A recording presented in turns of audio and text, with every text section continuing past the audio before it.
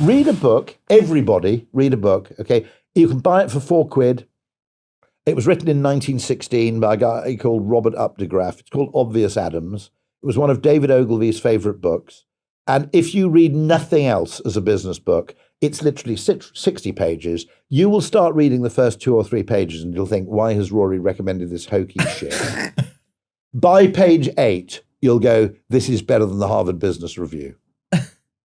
It's just a book, funnily enough, featuring an advertising guy, but it doesn't have to be an advertising guy. He's really a marketing problem solver who achieves his amazing success is by noticing things that are too obvious for other people to talk about.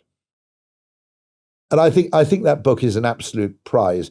Amusingly, which really delights me, is every now and then I plug it on a podcast and I go onto Amazon and Obvious Adams is number 3 in advertising or marketing on Amazon. And it fills me with joy to think that this book written in 1916 has achieved this, is still being bought. And it deserves to be bought because, like Ogilvy on advertising, like Claude Hopkins, all of those old advertising books are still worth reading. James Webb Young, all of those books are still worth reading because those people were going... basically, they were going far enough up to uncover truths that are really universal human truths about how we react to communication, not fanciful tech models of how humans should decide and act.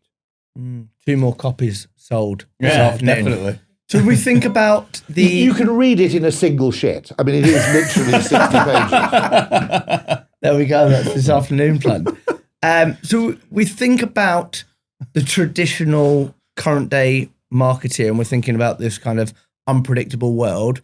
There'll be young marketeers now. There's probably a few different poster boys. We've got Rory Sutherland. You can be pinned up on my wall. I'm just a fucking man. Look, seriously, there's a lot of people know this stuff. What I don't understand is what the advertising and marketing world failed to notice is they're much more interesting to people who aren't in marketing and advertising than the people inside those worlds actually notice. And all I'm trying to do really is, if some of this information just enters, and I'm not claiming to be right about anything. This is why I'm dissing the scientific method, because it's all about being inarguably right rather than solving a problem. And I'm dissing the misapplication of the science. My brother's an astrophysicist. I'm perfectly happy for him to get on with whatever he does. But the misapplication of what is pseudoscience, in other words, something that has the appearance of being scientific and logical, which actually is a gross misdirection of effort, or at least only works over the shorter term before it starts being gamed or creating distortions. And I think one of the things entrepreneurs do actually is they wait for big companies to get trapped by their own metrics. The pursuit of those same metrics then effectively drives them into a corner, which leaves a market space available for somebody else, fundamentally. And so all I want people to do really is to go, every time I've got a problem, there may be a psychological solution to it. Maybe the problem is perceptual. It's to do with psychological perception. It's to do with people's own epistemology. Maybe the solution is a creative thing. Maybe the problem's a trivial thing because psychology doesn't have a sense of proportion. In the sense that it's a bit like poker, in that in poker you have a thing called a tell, which is usually a very small thing that the signaler is unaware of, but which the other poker player spots.